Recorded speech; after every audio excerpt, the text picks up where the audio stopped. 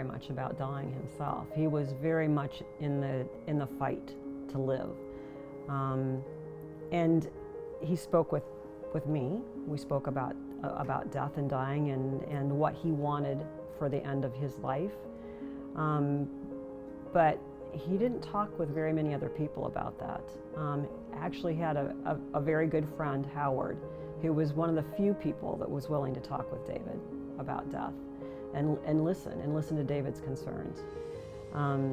But outside of that, even his own brothers and his mother preferred not to talk with David about his death. They would say, "Oh, you're fighting, you're going to do fine, you're doing great." They were very encouraging and good cheerleaders. And David didn't really seek out talking with others that were in his situation with a terminal illness, where he might have found some support in people that wanted to talk about it. Even my own brother came to visit us shortly after David was diagnosed with pancreatic cancer. And my brother said to David and I, we're all going to die. And that didn't hit me right.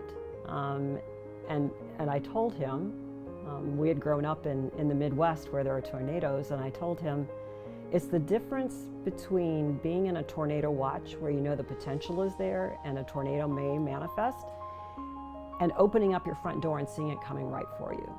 And so that's how we feel right now. There's a tornado coming directly at us. It's going to hit us. And so that's a very different feeling. And our society, as a general rule, does not talk about dying and does not handle that topic very well. They tend to avoid it. And I know as a widow, people had a hard time talking to me because they didn't know what to say to me to comfort me. So death is a subject that we tend to avoid. UCSD had a lot of support groups for caregivers for all different types of cancers. They tended not to have a specific group for pancreatic cancer. They had a group that was for people with GI cancer. And so that was available. That was something that David never chose to do. And I didn't choose to go to the caregivers. When we weren't actively in treatment, we were living life. We were trying to enjoy and not really dwell on what was coming.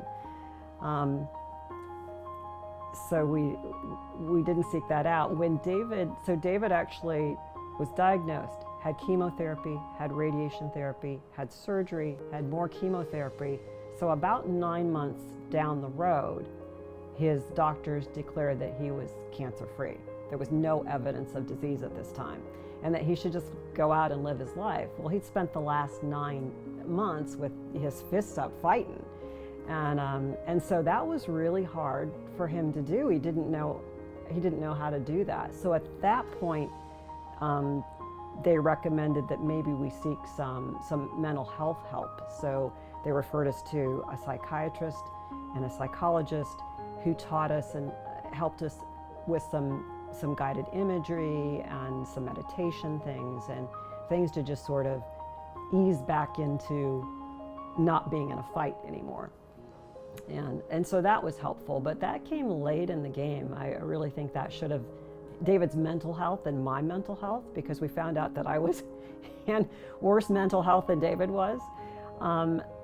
That should have been dealt with along with his physical health, I think, much sooner in the game.